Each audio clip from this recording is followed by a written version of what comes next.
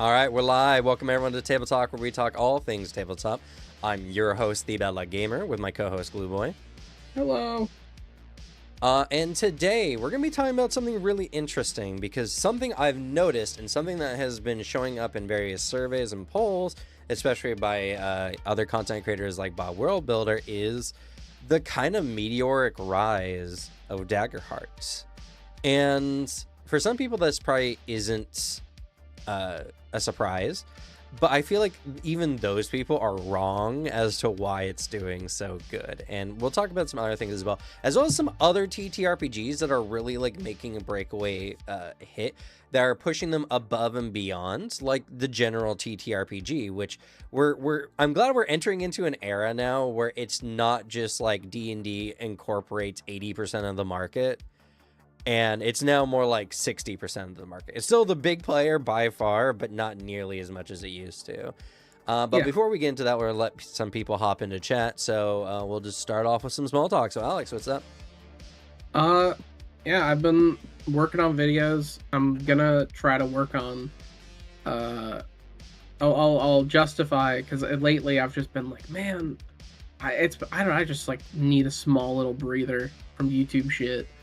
But to justify it, I'm probably gonna start working on like an actual big video, which takes like way more time to read and go through, because I want to cover, I still have my plan. My plan is to cover Demon the Fallen before Burger Creek gets to it. Because if I can do it before him, I feel like I'm gonna get a lot of people to come watch. Yeah. Which will be very fun. But other than that, man, fucking Kingdom Come Deliverance 2 is such a good video game. That's what I've just been like, I need an RPG. I'm like level 88, almost 89 with my Huntress Spirit Walker build in Path Exile 2. And I'm like, I've been just crushing this nonstop. I need a new thing. I want like a big RPG to crunch into. And just KCD2 is just so fucking good. Every part about it is so fun. It's the I'm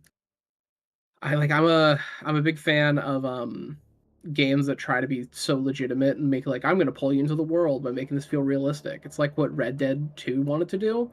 I just think KCD2 does it way better with like not being annoying about it. Because like, man, Red Dead 2 is so annoying sometimes with its realism, and then it also, because of that, I feel like it's a little less willing to be like whimsical or weird. And then Kingdom Come 2 is just so fun with it, where the story has such a really good tone.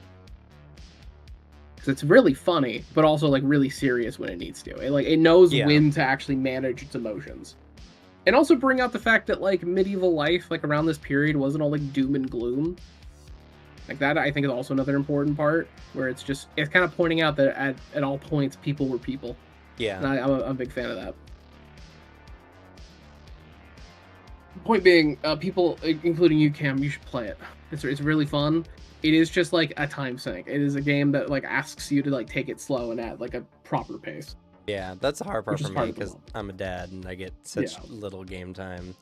Also, you're asking at the worst time, because I just started playing Grand Blue Fantasy Ragnarok, or Endless Ragnarok, and oh my god, so good. I want to play more. I've been holding off the main story progression because there's a lot of co-op stuff I can do with Devin. So, hell yeah. Oh, but it's good. But honestly, so I know this is gonna be more Legend of the Mist talk, but I just gotta say, like, recently in both our Tuesday game and in the co-op game I'm running with one of the players, Booter, I've just been having so much fun. It's been so good. I've been playing the Lore of the Mysteries version with Booter, and I just want to play again like the next day. Like, it's been such a long time since I've had such a strong draw to play TTRPGs or to run TTRPGs. And the system just works so good, and it can do so many fun things. And Lord of the Mysteries especially, like, it's the perfect setting for someone like me, because it's more of like a horror investigation like setting rather than like a horror combat based setting. So it's very Call of Cthulhu. But when the combat does come in, it hits. real hard, and it's really fun because everything you go up against has really weird powers. And in Legend in the Mist, it's just a system that can accommodate that. Like, for instance, just last night, before Booter went on his trip, we went up against a guy who is on the Marauder pathway, more specifically the Swindler sequence, which is sequence 8. Swindler is really fun because Marauder gives them a lot of like enhanced physical ability, good with daggers, like expert pickpocket and that kind of stuff. But Swindler gives them mental like abilities to mess with people. They have like a really good charm, and they have this feature called eloquence where they're talking to people, they can misdirect them and stuff like that. And they have mental disruption, so they can make people have a harder time thinking, and as well they have misdirect, which they can shift your, like, subtly shift your perception or your attention somewhere else without you realizing it. So like, he was doing a ritual and we needed to stop it. I ran in, and at first he was going to try to shoot me with his, enhanced abilities, but I have this dagger from the warrior pathway that just makes me really, really good with fighting with daggers. So it's a really good dagger. The problem with this dagger is it has two weaknesses. One, it seeks, or the user has to have some level of ambition. So I have to do something that the dagger qualifies as ambitious. And two, the dagger just calls challengers to you, so it just invokes fights randomly from time to time while you're using it. So I don't have it on me a lot because I don't want to just randomly start fights, but this is the odd occasion where that was the whole point. So I ran in, slashed him, and he's like, fuck. And he's like, wait, it's not what you think. And he's using his ability. And my character has a weakness of naive, so my character stops and like is like, did we do something wrong? Oh no, like forgetting for the briefest of moments that this guy's doing a ritual that we're trying to stop. Like, we caught him in the act, right? There should be no doubt. But it's just because of how his power works, and he hit one of my weaknesses. And having this enemy that is simultaneously, like, he's got keen observation, enhanced physical capabilities, really good dex, good, like, the ability to steal items a lot more easily, mixed with the Swindler abilities to distract and lure people away. It makes an enemy that's this interesting double threat where he's as dangerous as a combatant as he is as a what's it called, in the system there's like different enemy types. I think it's like subterfuge. It's not subterfuge, it's like sapper or something like that, where their whole purpose is to like debuff you or to hinder like actions that you're doing. And I mean, the best way to do that is just add that moment of like quick doubt. yeah, and he did that, and he used that to try to run away, but Booter's character was there, and he like hard stopped him at the door, and the guy wasn't able to get away. And we ended up just kicking his ass. He stole my dagger at the end, but I cold cocked him with my other hand. He's like, aha, I got your dagger, and went down to the ground. But the dagger triggered, and when I knocked him out, he knocked over the pedestal, and this item, which was the reason why we were there, there's this Beyonder item that allows you to call like a small contingent of ghosts, got knocked off the ritual pedestal, and the ghosts went berserk. So we had to stop that, creating a whole new threat in the scene that we had to deal with. And those ghosts were nasty because I don't have, like, the dagger might be able to affect the ghosts somewhat, but not very well. I don't have a lot of abilities against ghosts, and Booter's character needed to jump in, and like, he knew a lot about rituals because he's on the secret supplement pathway, and he was able to like reorganize the ritual really fast to like placate the ghosts and pacify them again.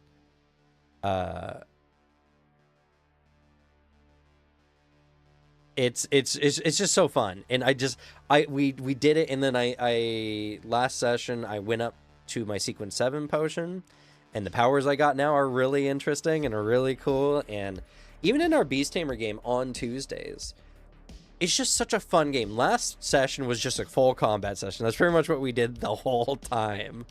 And yet it was so good because the combats are so unique, because the context of how attacks matter. So how each team got through it, like 10 total characters were fighting with each their own unique styles, and it felt it. And each combat, like, if I was to ask my players genuinely, like, okay, if you went up against this team, do you think it would go the same? No one would say it would be the same, you know? Because like, I'm happy I didn't go against like, just Suzanne's team was so terrifying because it was just hard to shut down. Like, and it's fun because, like, just this system works really well if you ever have those type of games or those settings where you love but are just like so unsuited for the type of game. For like most game types, it lets you to play with it so much. Is why I'm outright making a JoJo character. Like, I'm literally already planning. I am going to JoJo to like fight like Slug. Since I am going to do like because I'm still reading through it, but it's just a very typical JoJo gambit. Is the like there's some dialogue and like it's kind of taunting your enemy to make a certain action. I feel like I can, but I am gonna hide the power that in game I'm gonna not use it when I get it because I'm gonna save it for that fight. Yeah. Because I think the projected time alteration is just such an interesting power to hit someone with because you can use it in so many different ways. Yeah. Which is funny enough because I'm thinking like, man, that straight up is like the beginning of part 5 because drawn out for a very brief moment. If he punched you in the face with the stand, it would make your brain go into overdrive and perceive itself going faster. And like in reality, you're moving really slow because your mind just can't handle how much life it imbued you with. And then later on, it's not forgotten, but he just kind of realizes that the power is stupid to do to people, so he stops doing it. Which is many cases with JoJo where people talk about, oh, he forgot this such and such power, but then if you actually like sit and read it, it's like, oh no, the character just realized that's a dumb power and like kind of a gimmick, so they just stopped. But it makes it fun because like there's so many things you could do because I'm in the arc of part 5 right now where they're going against the assassination team.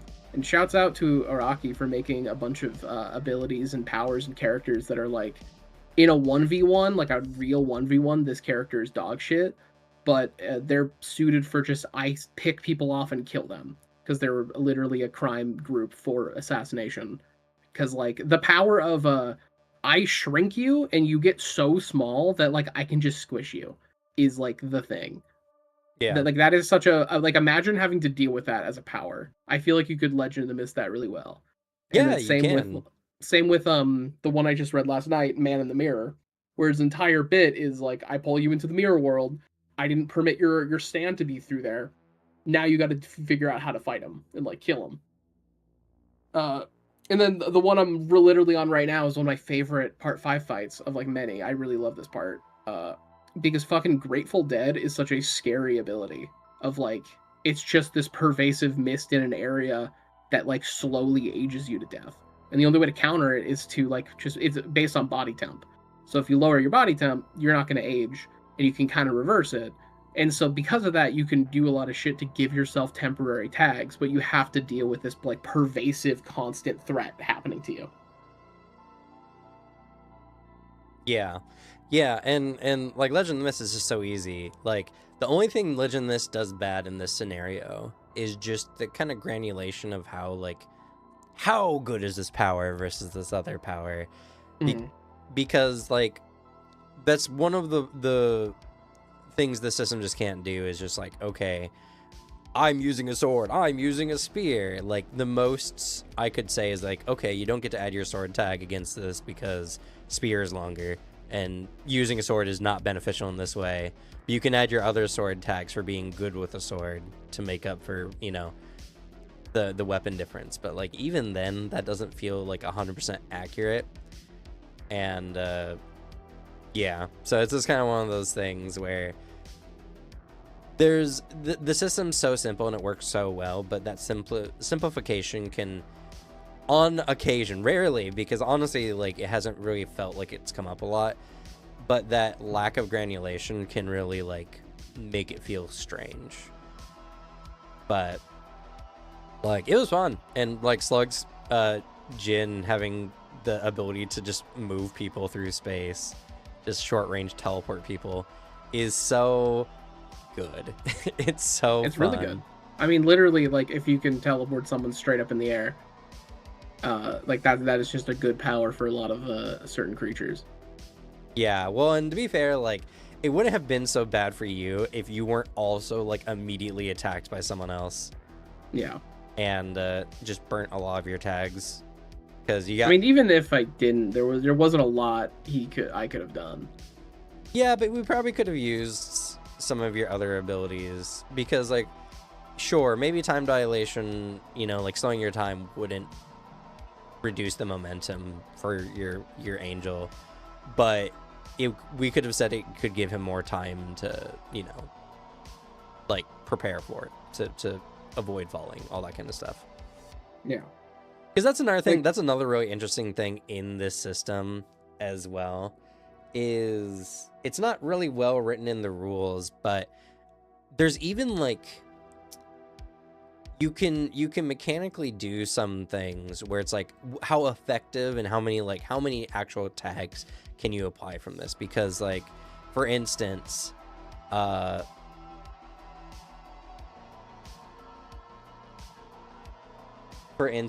like, someone is deaf, right? How much of a negative could being deaf be in, like, a combat situation? So, like, I'd be like, okay, max 2 tags at making someone deaf being a negative. Any more than that, like, they're already deaf, they already can't hear, so, like, it's not going to be any more of a penalty. So, like, there's even levels of, like, you can't just add a full-on status because maybe that status has just a limited amount of effect on what it can do to someone. And conversely, like, sometimes you get, like, resistance tags to certain conditions. Like, if you have a bunch of tags for resisting, you know, like, pain from injuries and stuff like that, you can't really add more tags than the pain status that you currently have. So, you know, you can only add so much to counteract, like, the actual effect.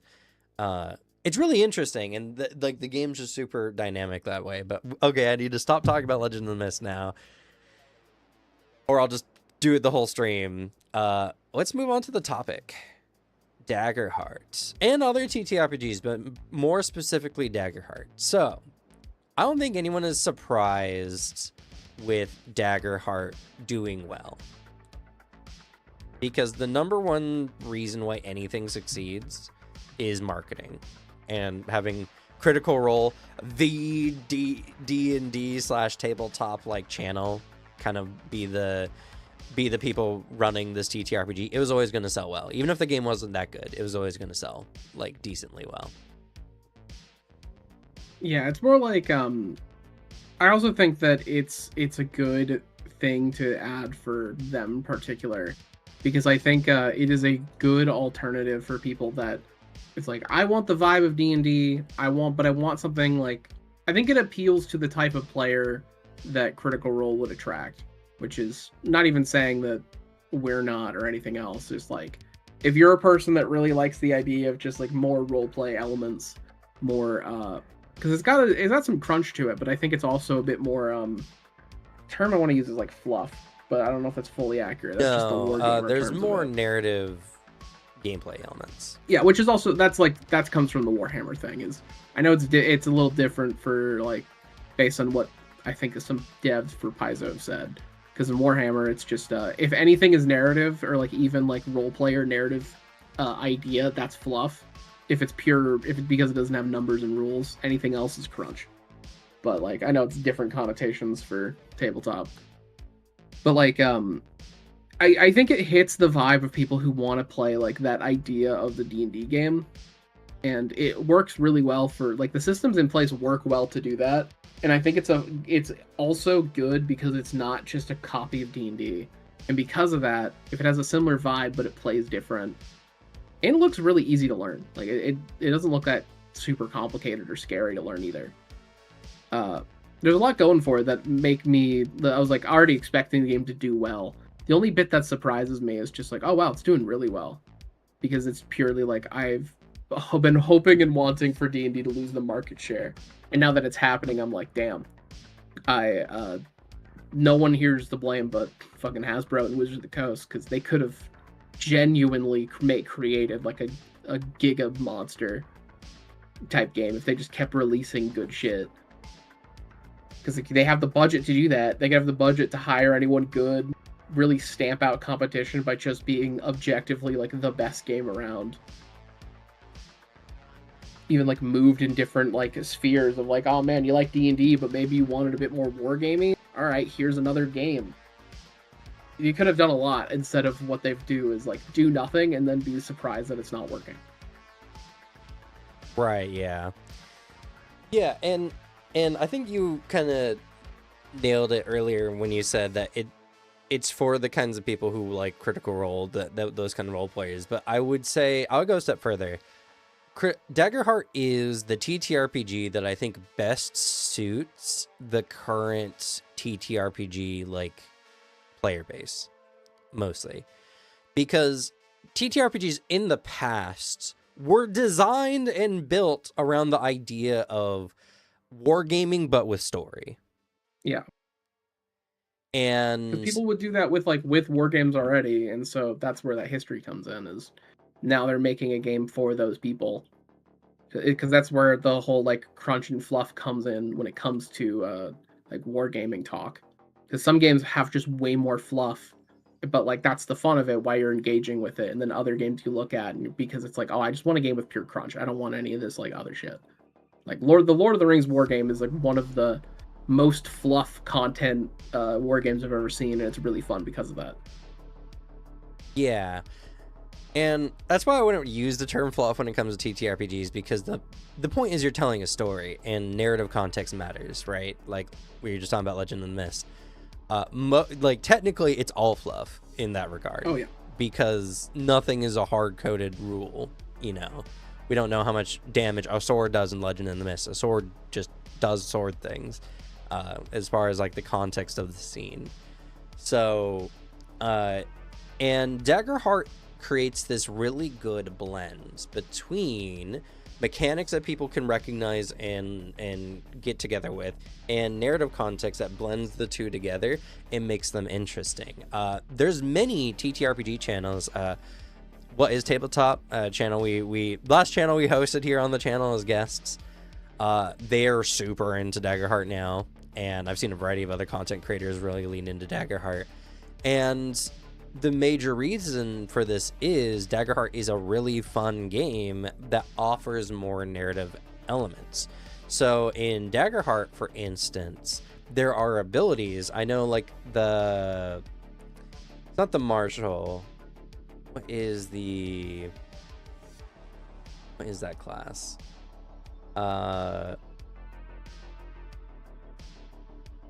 It might be under warrior. It might be under guardian. I don't remember which. It's under blade. They have a feature where when they compliment someone or do something, they can give that player hope, like once per scene, right? So once per scene, they can give someone hope, just like, you know, whenever technically they just do this thing. But because it's tied to a narrative element, right? Complimenting someone, saying, you know, like, you're doing good job, you know, and everything, it makes the player think and do fun things with that idea and work that into their character. And now you have this gameplay element that is really good, because gaining hope for players is insane, because that's a very powerful resource. They have no narrative reasons to roleplay it and mechanics for role-playing those features.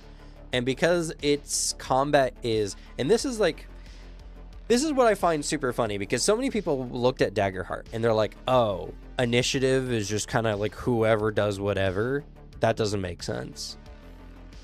This game is designed for streamers. That's the number one thing I've heard a lot of people like say is like, Daggerheart is made for streaming. It's made for streamers. That's the point. That's really not it at all.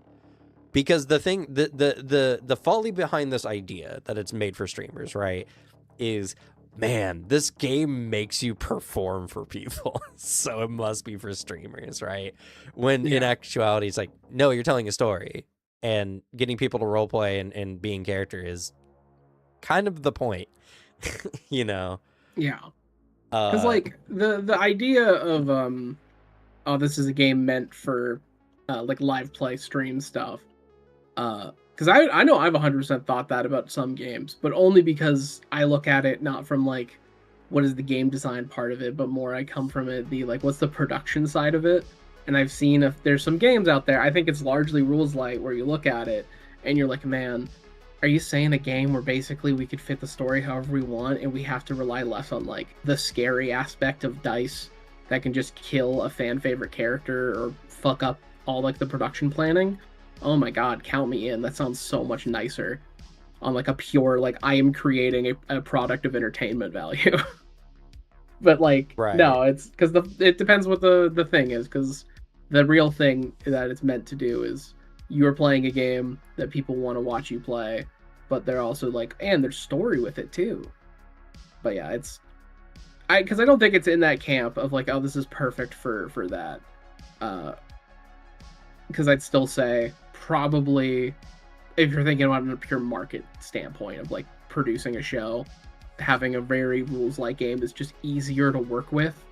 Only because I remember hearing about there's a terrifying part in season 2 of Dimension 20's Adventure, the Adventurer High, where like a main character was about to fucking die, like literally about to die, and Brennan the whole time was thinking like, what's gonna happen?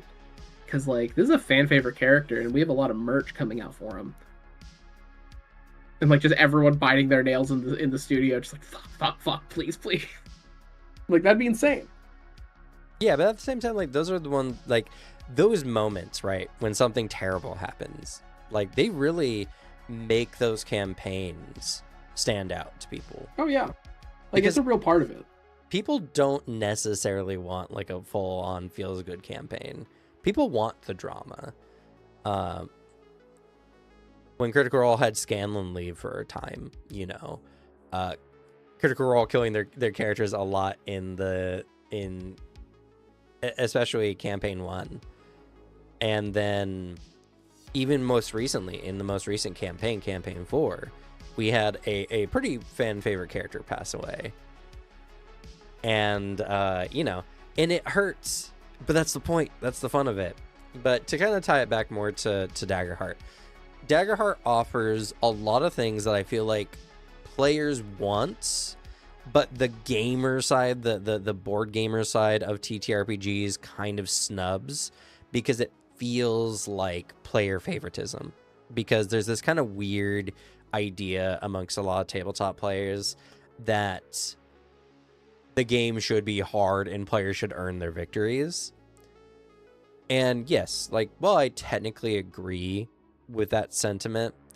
The games are already favored in the player's direction. You get to play your characters while the GM typically runs the enemies with a kind of NPC mindset, you know?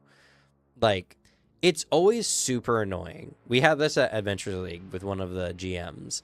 When the GM just makes every enemy super smart and do things. Like, I remember Sakura one time, a player used the ball bearings item to to create a slip trap on these like tight walkways for these beasts, and the beast jumped over the marbles. And yeah, because it doesn't make sense. It doesn't make sense. They don't know what's going on, and it's more narratively interesting if they ran into the marbles and slipped and made a save. They probably would succeed anyway because I think their dex is already pretty good. But man, at least give it a chance. But no, just be like, I'm going to move my pieces in the smart way and have them jump over the marbles. Gotcha, gamers.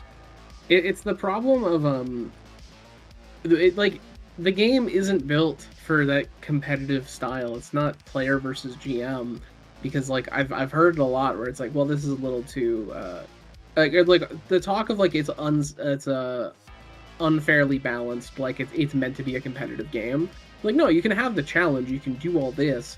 The game shouldn't just be like you win everything, every check succeeds. You shouldn't be that much in the player's side. But like when you're sitting down to play the game, I do think a lot of people should approach it in the way of I'm telling a story, and the ideal version of the story is that the players all win. Will it be tough? Yeah, it can be, but like you're writing it and creating it with the intention that someone wins it. Because if you're making a game purely to kill off the main cast and like, haha, I win, I'm the best, like I don't know what you're doing. Yeah. You should play a competitive game. You should play war games. I think you'd love it. Because the GM has no stakes, right? Oh no, you killed one of my mobs. Woo. I'm gonna have more in the next fight, you know? Like, the GM has no stakes. They don't get to lose a character necessarily. Sure, maybe an NPC they liked running, or a big bad they really liked gets like unceremoniously defeated by the players. Sure, that happens sometimes, but most of the time that's not the case. And so it's not a fair competition to begin with, because it can't be, because the GM doesn't have stakes. They don't get to lose in any meaningful way. The players are the only ones who get to lose meaningfully because they have a character they like die, and they get that one character, you know, at a time anyway, usually. So the whole idea is silly, and Daggerheart, I think, just really gets it and makes it favored in the players in ways that isn't cheesy. For instance, Daggerheart's damage system, I think, is genuinely interesting.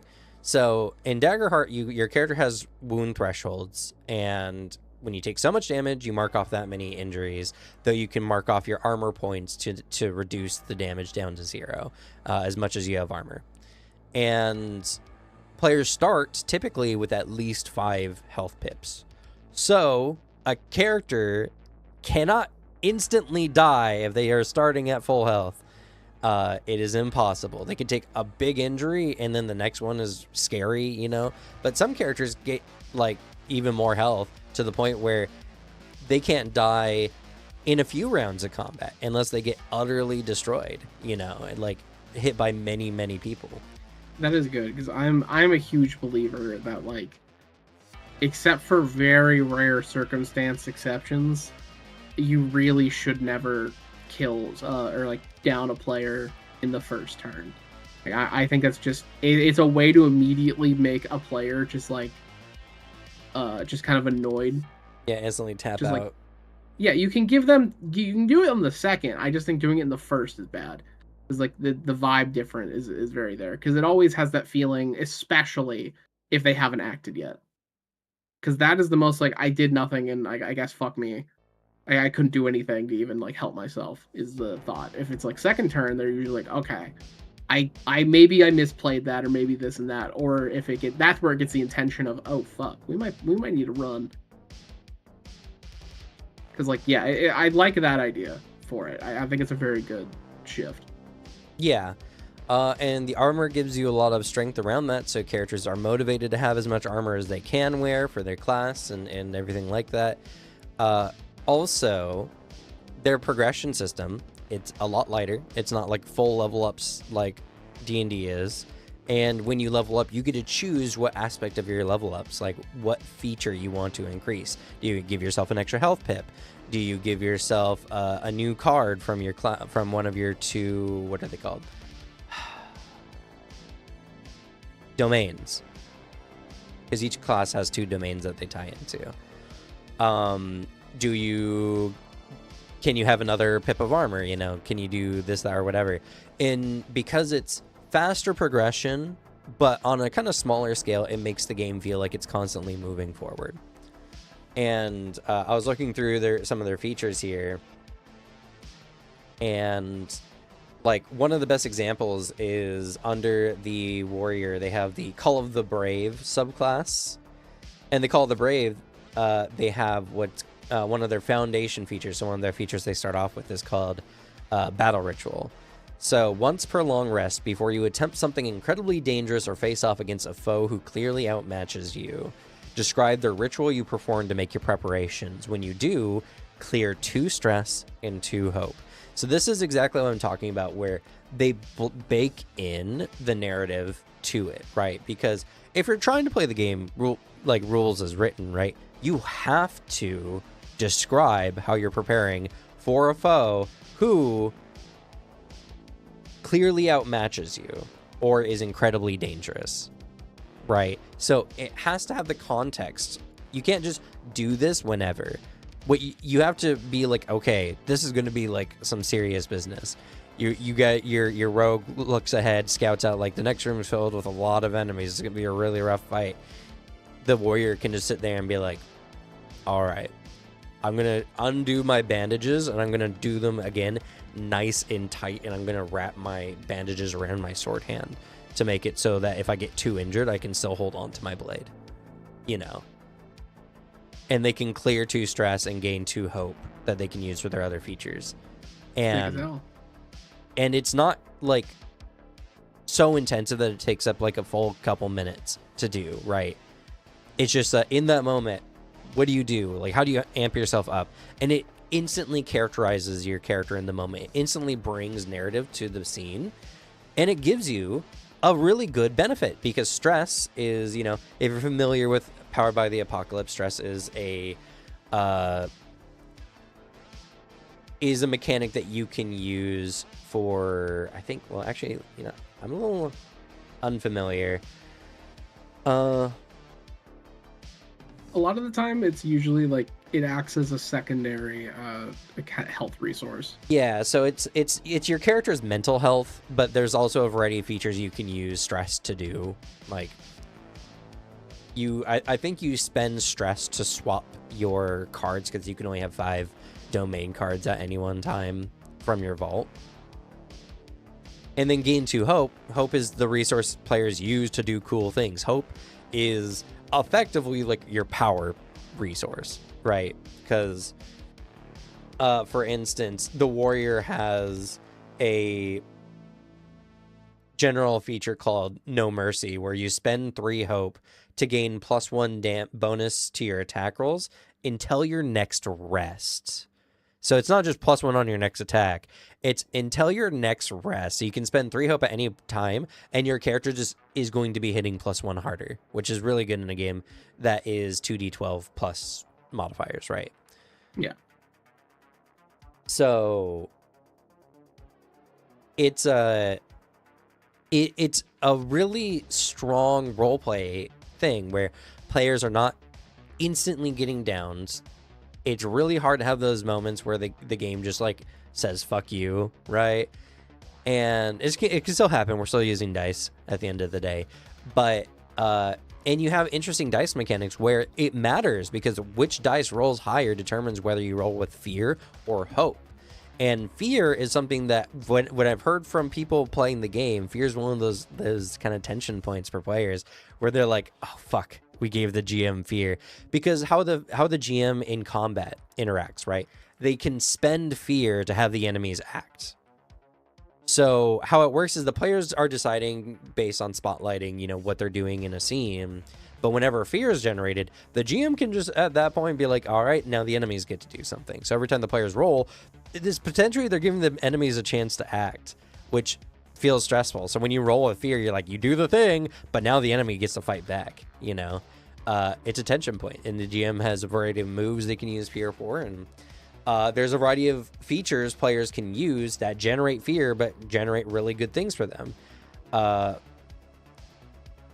The Call of the Brave, as I mentioned before, they have a feature called Courage. When you fail a roll with fear, so they rolled the 2 dice, the higher one is fear, and the results didn't net a success, you gain a hope, and that's every time. So even in the worst situations, your character is still finding some hope in that moment. And it doesn't say when you're attacking, it doesn't say, you know, whatever. It's just like when things are looking bleak, your character like resolves themselves. They thrive in these kind of moments, right? I will always be shilling for it, but like having a resource and having a trade-off resource for players and GMs, I think is a really fun way to add stakes to a nice like buff. It is like it's funny because it can often like I think I always have the worry when I hear those mechanics where I'm like, that sounds like it could start getting player versus GM, but I think it's a fun trade-off still, especially in that aspect, because the other game that does it really well is Fantasy Flight Star Wars with light side, dark side points. Yeah. I think that like it is actually like a really cool system. Because if I'm remembering right, I don't think the dark side things work the exact same way as the light side effects. Because light side effects are just so useful to have, because I think one of them's like you can re-roll a check or like add bonuses to it. But essentially, it doesn't like give the GM the same actions. It instead, there's just certain moves they can now do against you, or like certain ways they can buff or like support enemies in the moment to give it a real trade-off. But then, yeah, as they're spending it, you're getting them back. In like the beginning of the session, you roll, the GM rolls like in front of the table to show, all right, how many light side, dark side points are we starting with? And like you can have a session where it's really light side heavy, or you can have a session where it's like, fuck, it's a lot of dark side. We got to be careful. It's really fun. Yeah, and Daggerheart does some other really cool features too. I'm looking here at the Call of the Brave feature, and they have a specialization that you select as you level up called Rise to the Challenge. You are vigilant in the face of mounting danger. While you have 2 or fewer hit points, so 2 of those health pips remaining, you can roll d20s for your hope die rather than the d12, which is super interesting, right? Because like the whole core mechanic is 2d12s, right? D20s come into the system somewhat frequently, but being able to change your main die, it's like saying, hey, rather than a d20 in D&D, roll a d100. You know, yeah, like it's crazy. That feels really cool, and that's very interesting, and they're willing to do stuff like that. Like, that's a really powerful feature, right? Because that makes hope really leaning in the player's favor. But the caveat is your character has to be almost dead. Two health pips, like, you can die on any hit at 2 health pips. Also, they have a mastery feature, another feature you select when, I don't know when mastery comes up, but you have camaraderie. Your unwavering bravery is a rallying point for your allies. You can initiate a tag team roll, which I'll explain in a moment, 1 additional time per session. Additionally, when an ally initiates a tag team roll with you, they only need to spend 2 hope to do so. So when someone tag teams, they spend 3 hope. So already when someone is tag teaming with you, working in tandem with your character, they are spending less hope, which is good because your players can use that resource with less resources, either reserving some or allowing them to do so, when they don't have a lot left. And tag team is something you can only do once per session, and you both make separate action rolls. But before resolving, choose one of the rolls to apply for both of your results. So effectively, you guys get to roll with advantage. You both roll, but you get to choose whose roll goes through, right? And then on a roll with hope, all PCs involved gain a hope, but on a roll with fear, the GM gains a fear for each player involved. And tag team rolls are especially powerful because when you and a partner succeed a tag team roll attack, you both roll damage and add the totals together to determine the damage dealt. So you literally both attack at the same time and hit an enemy with effectively 1 player action. And a tag team roll counts as a single action roll for the purpose of any countdowns or other features based on action rolls. So this class, because of how the mechanics are designed, right? Tag team is a feature that anyone can do, but only once per session. Well, the Call of the Brave Warrior can do it in extra time, and their allies get additional benefits if they tag team with you specifically. So what this does is it incentivizes players to play in certain ways that are not like damage loops, right? You're not doing this every time you're rolling because you can only do so many times per session, and it represents something, like mechanically, right? Your character, it has good relationship with their allies, or maybe they're a really good leader or something like that. When I hear Tabletop crew talking about their game, right? I believe their player who's playing this character who is the barbarian player. He plays a barbarian every single game that they play. And he was upset because he couldn't play a barbarian in Daggerheart because there's no barbarian class. There's a warrior and guardian. But I think he's playing either a warrior. He might be playing a guardian. I'm not sure. But he's kind of turned into like a marshal. He's leading the players, giving them commendations and all this kind of stuff, and working together with them. And he's having an absolute blast doing so. And it's because the game makes playing a character archetype interesting and fun and a part of the game. Yeah, like it's never fun to have that moment for like, I like doing this one thing, now the game's kind of making you do the other. But it is cool to find just a new appreciation for a different avenue of play. And I'm honestly surprised that Daggerheart doesn't have that, actually. Like, that's Barbarian. Because because Barbarians, like, that's such an expected archetype. I'm sure it will eventually release. To be fair, they're a very sensitivity-based company, and Barbarians do have some cultural negative connotations. Yeah, like 100%. Like, but then you just see the problem. I mean, because it's honestly, like, it's more of the term savage is the one where it's actually like iffier, because literally barbarian, like, as the word is largely been a thing, is it was a Roman word for just people not from here. Yeah. And then later on, like, I think right now it has a lot more of just when you think of barbarian, the more common avenue is just, oh yeah, big guy, big weapon. Maybe you think of like Vikings, Conan. Really, typically Vikings or Conan or something. Yeah, like that's what you think of. And like that's why you just name something different. I mean, like, you just name it like the Titan. Yeah, like the Juggernaut. You just name it something a little different because Fury. It's just the Fury. You name it something of like, I am a character who wields like adrenaline rage, and I just like hit you with a big ass weapon, and I'm usually pretty dumb.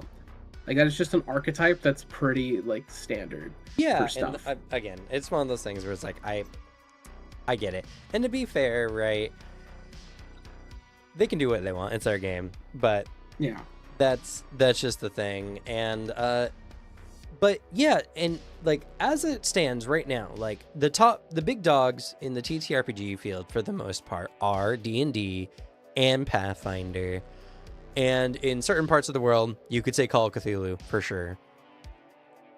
After that, though, Daggerheart's honestly one of the biggest front runners. Like, it's not by a large amount over something like Drawsteel, which is another game that is doing really, really well because, you know, Matt Colville has a pretty big following, but also because Matt Colville effectively just brought D&D 4E back and just made it better.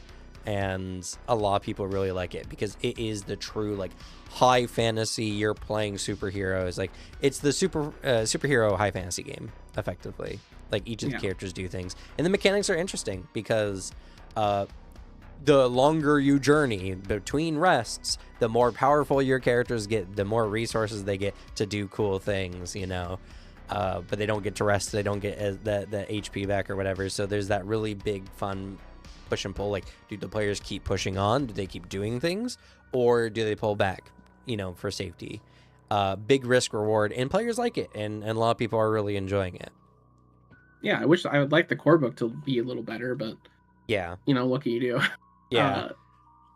There's all the other bit. I hope that because historically, fucking World of Darkness games have also been really big and like done super well, especially in other markets. Because like more and more, because I specifically called out my Brazilian audience in a video, I get more and more confirmation that like, yeah, it's because Vampire the Masquerade specifically is huge in Brazil.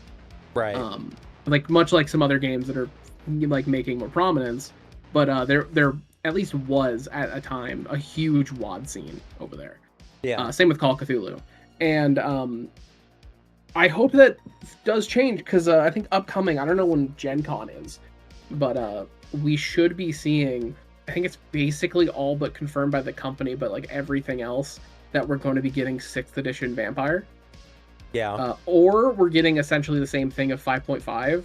I feel like Wizard of the Coast is a lot more open to actually having edition changes because they're not Hasbro. But the big one that they're doing is they're going back to a good art style. Thank fuck. I hate the art direction so much in 5th edition. They're also going back to meta plots, and like they're going to be like basically expanding shit a bit more, which is great. Because like I understand there are people who don't like the meta plot stuff because they feel like it's like I need to buy every book now. But Right. I do really miss the meta plots in Blood. They're really fun and really insanely weird. And that's what's cool about them. So I hope that we get a resurgence with Blood, with like whatever they're gonna drop for Vampire. I would love to see it. Yeah. Yeah, well, I think we're in a really good spot where a lot of TTRPGs are getting out there. More people are willing to try it. D&D kind of dropped the ball with 5.5. They're picking it back up, though. A lot of people are very happy with a lot of the new changes they're hearing about, and that they have been putting in. They seem to put a development team and giving them more freedoms to do like whatever. And it's something where it's healthy. You know, we talked about the whale fall of D&D, where if they fail, a lot of other companies get to succeed better because of that. And that kind of just happened. You know, this kind of was the thing. And even though they're kind of coming back, that they opened a door that cannot be closed, right? A lot of companies are coming in and doing more and making more fun things. And to be fair, the surveys and everything are never going to be 100% accurate because certain people rotate in certain circles. The Call of Cthulhu crowd, for instance, like is huge all over the world, right? So an English channel is not going to get all the proper representation from these other countries for what games they're playing. Yeah, and like there's always also the size of the player base that's just how many of them are not active on social media stuff or don't follow like certain channels. Because I mean, like, hey, I'm in that camp at least. I play these games, but I don't watch any tabletop content Yeah, like at all. So like I wouldn't take part in the surveys. And there's also just people, even those of like I've met, who have zero social media presence. They use YouTube stuff to watch videos, but that's kind of it. Uh, but they're just like the least tapped in. It's the D&D players I've met who like didn't know about the Wizard of the Coast situation like years ago. right.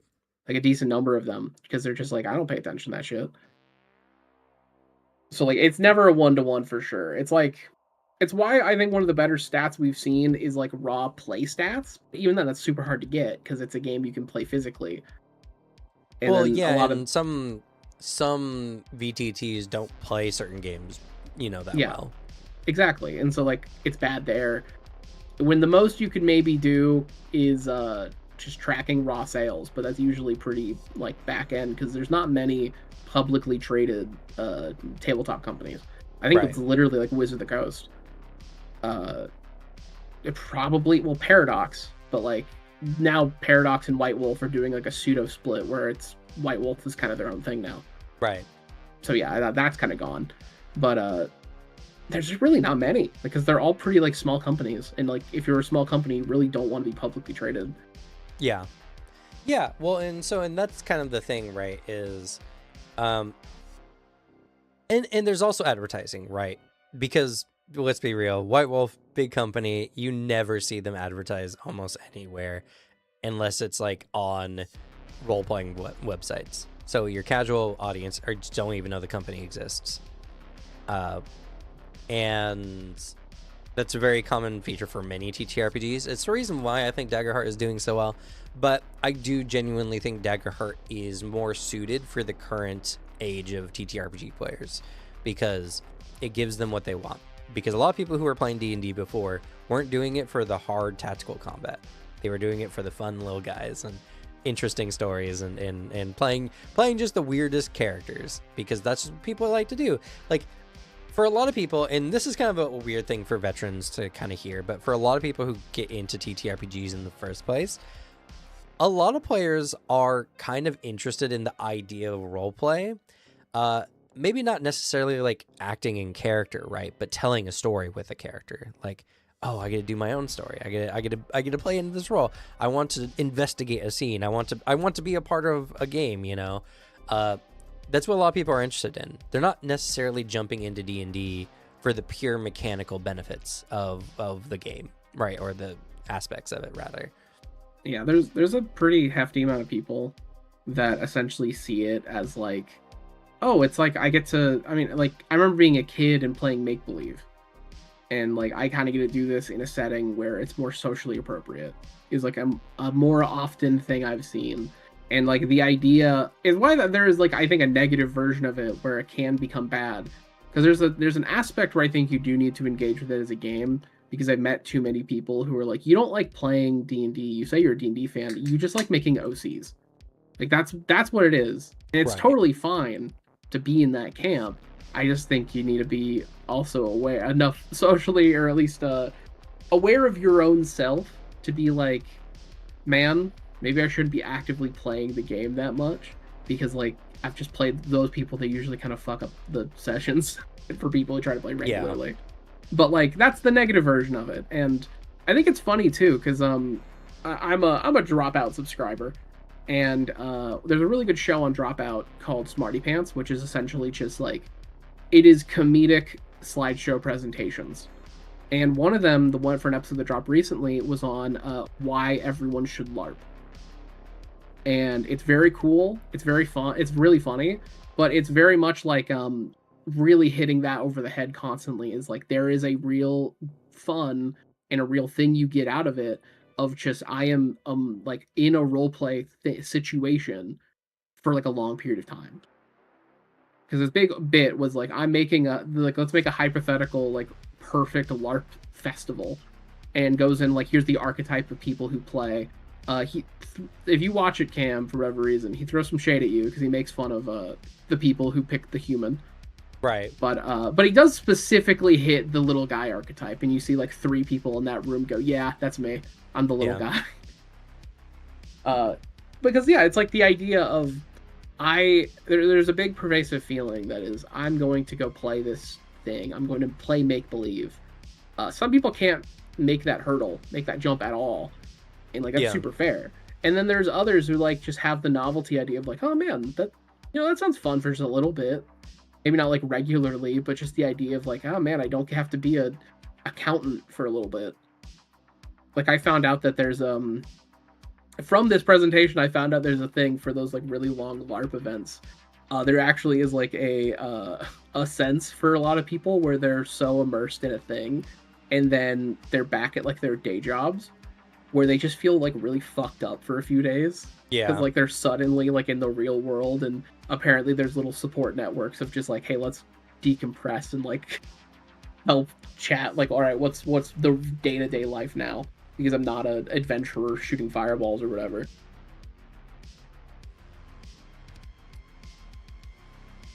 Yeah. I mean, because like I remember when I first started playing TTRPGs way back in the day. I think the first one I played actually was a D&D 2e game. Though my first like honestly real experience was playing Deadlands. That was like the first game like I went to regularly. But when I was getting into it, the thing I was like, oh, this is gonna be really fun because I've always heard about this and I want to like. I liked the idea of a game that had more of like a context to it, more of like you can actually go into the scene and manipulate the things you want to manipulate. Like, can I do this? Can I do that? It's kind of like a VR video game is kind of like the best way I could describe it. Is I wanted a game that it felt like I could do whatever.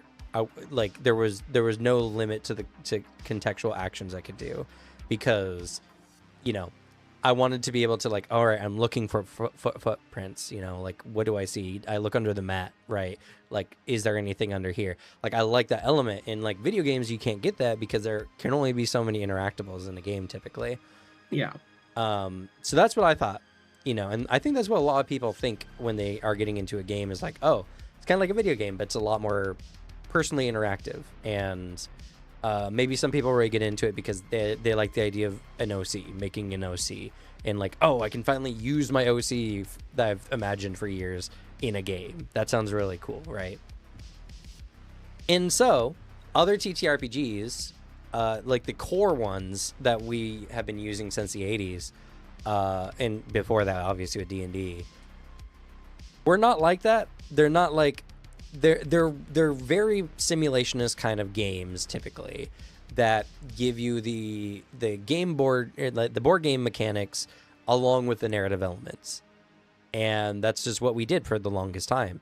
Some companies did do some narrative games, and obviously like Powered by the Apocalypse came out pretty early, I think in the 2000s, like 2010 era. Let's see. There also is like a variant version of it that I think is really interesting. I've never played like a bunch of them, but I used to watch a lot of board game content on YouTube.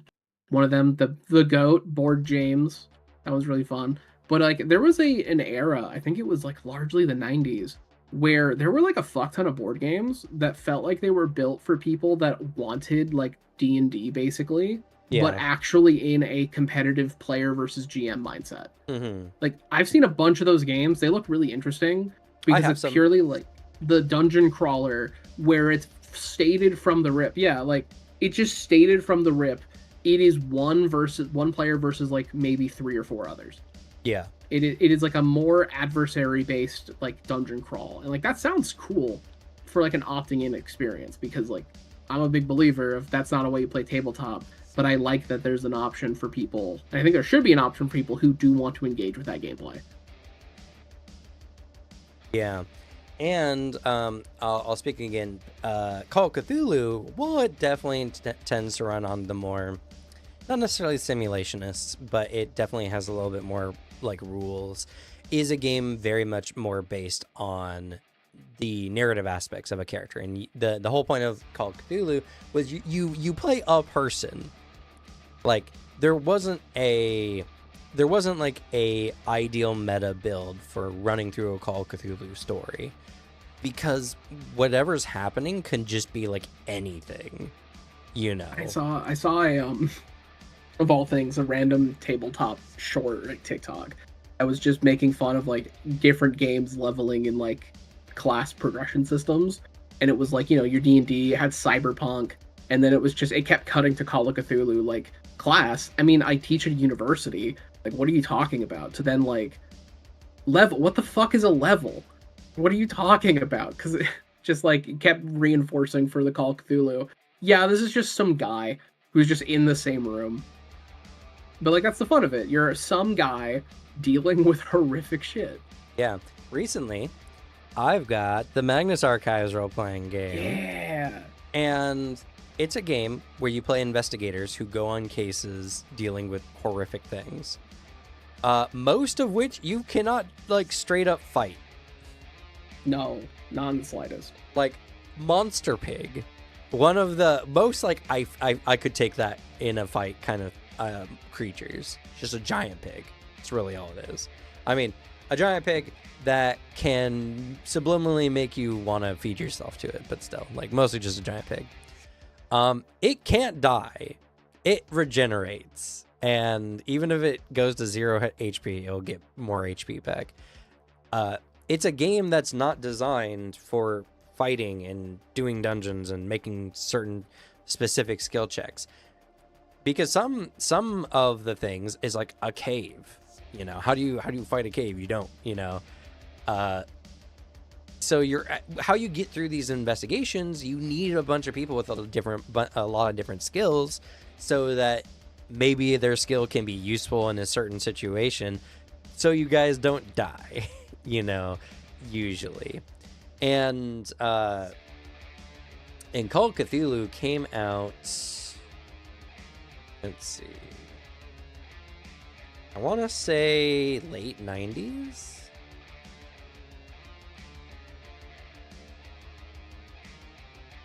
I don't know if the Infinite Bacon sounds like a fantastic treasure. I feel like the entity that is empowering the pig would love that you said that. Sorry. I'm just responding to chat. I feel like the entity that empowers the Yeah. feeder pig like that would love to hear the idea of turning it into infinite bacon. I mean, yeah. I mean, the pig is with the flesh, so Yeah. that would be a very flesh thing to do. Is rather than a pig, that would be a person who continuously keeps growing flesh that gets turned into bacon. But yeah, it wants that feeling. and Which, by the way, people out there, like Magnus Archives is a really cool horror anthology podcast series. One I shout out because I think it has some of the coolest supernatural interpretations of stuff, and I think one of the most interesting cosmologies I've seen for like a horror product. Like I think there's a lot of things it does super well. I still need to listen to the last season. I still haven't done that, but like it's very well done. It's like a proper anthology series. I always give it a shout out because I think it takes some common horror elements and like puts a good twist on them. Like for example, I really like the Magnus Archive vampires. I think they're really interesting interpretation of vampires. As someone who's seen and it basically covers vampires constantly and has seen a bunch of interpretations and not liked them, Magnus Archives is in my top 5. I think it's really cool. Yeah, you're in the very vampire monster camp. Oh yeah, like I'm really hard in the vampires are are best served as metaphors. They're metaphors and monsters. They should not just be people who are stronger and kind of live at night and drink blood. Yeah. They should be more. And the Magnus Archives vampires are essentially psychic predators who psychically kind of imprint the idea that they are normal humans doing normal human things when they are 100% not. It is like a mask that is put on. Like if you actually can see a vampire truly, they're like not breathing, they're not blinking, they're not speaking. They're just your brain is filling in a lot of gaps of like what this creature is doing because it's just making you think it's a normal person so it can get you alone and kill you. It's very cool. You listen to the podcast. Every episode's like 20 to 30 minutes, like max. It's very good. Yeah, I really like listened to it when I was working security. I might start work. I've been on a very big comedy podcast binge. I might listen to it and actually try to finish it. Yeah, I haven't finished it. I was really getting there, but I just fell out of it. I also just like stopped doing the security job, so it just was harder to listen to it. I haven't been listening to any audiobooks lately. It makes me sad, but it just takes so much time to listen to a book, and I just don't have time. My job and just my day-to-day has been too much of like constantly pausing stuff, basically. Like I haven't been able to just sit and listen to it the whole time. So I've been listening to comedy podcasts purely because those are a lot easier to pause than, you know, a actual immersive story thing. So I've been in that camp. Yeah. But yeah, so, you know, TTRPGs have always had narrative games. I'm not saying that's not the case, but a lot of the initial TTRPG crowds obviously and very mostly leaned into the heavier, crunchier, board gamey kind of games because that's what they were moving from mostly. A lot of these people were like hard game board gamers who then had a TTRPG game and really liked the idea of it. But the newer age of TTRPG players, like the average player now, we can easily say, is someone who kind of likes the game aspects of these games, but also really wants the narrative elements to be some part of it, right? Because these people, they love Granny Turtle, you know, they like the idea of Granny Turtle because it's really funny, the idea of, oh, this old lady who's got insane AC and can do all kinds of things like give people good berry cookies and everything like that. But it would be even better if the game in question like gamified the silly narrative elements to it, you know? True. And I'll be right back in a quick sec.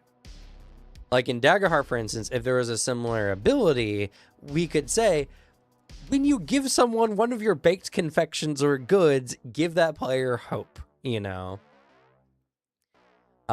Once per session, you know, or once per session per player, you can give them a confection or whatever to give that player hope. And players would love that. They really like the idea of something where they get to do a thing and it gets rewarded. They get to do a roleplay thing and they get rewarded for that.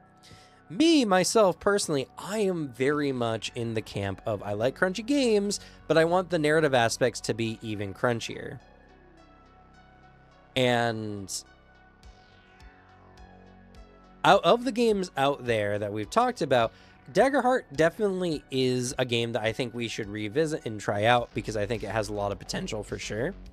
But I don't think it is going to be 100% my game at the end of the day, because what they've done is the same thing that kind of D&D does, just a few steps better, which is they made a game that has narrative aspects to it, right?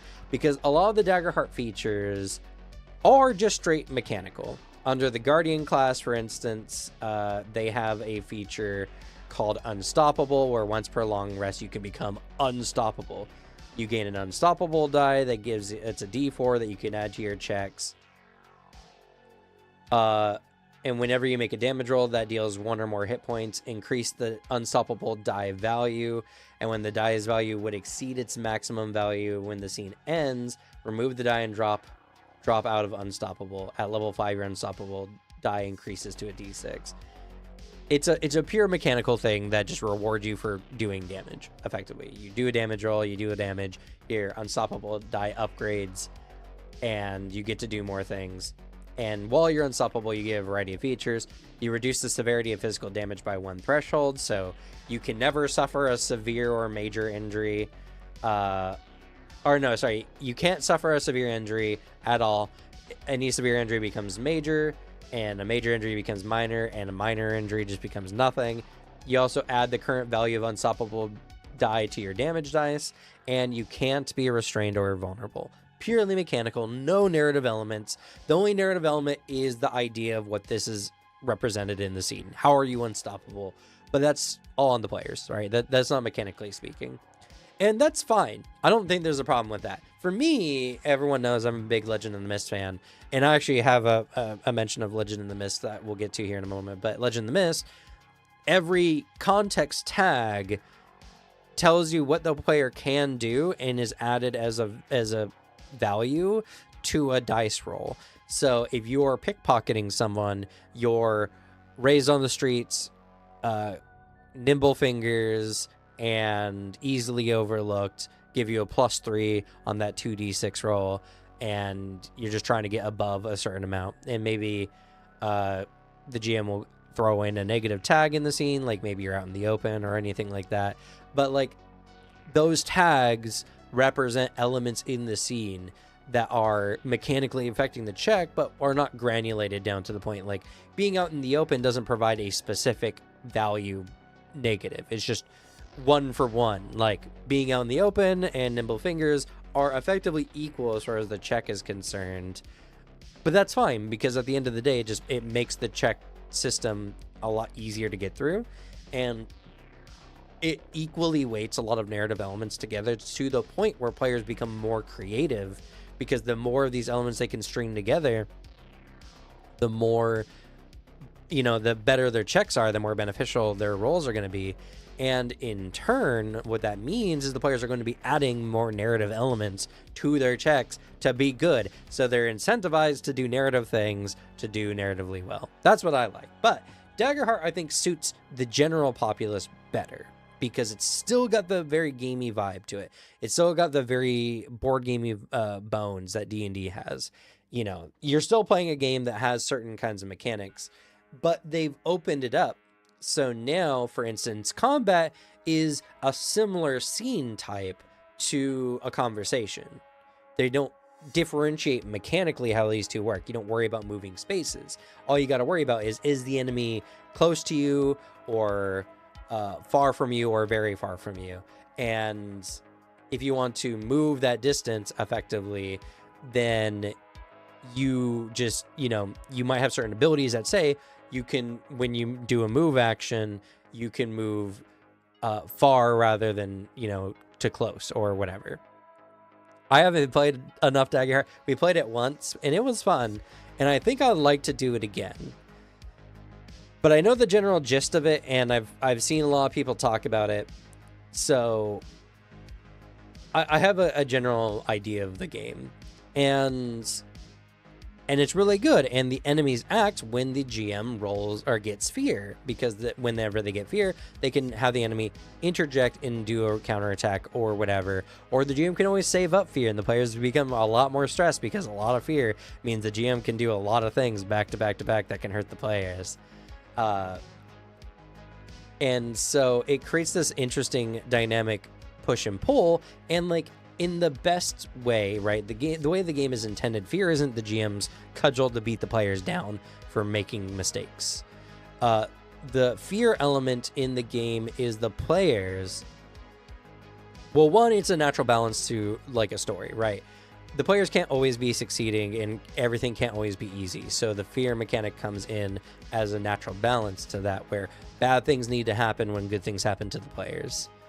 And in addition to that, it's also a cost that players can pay, right?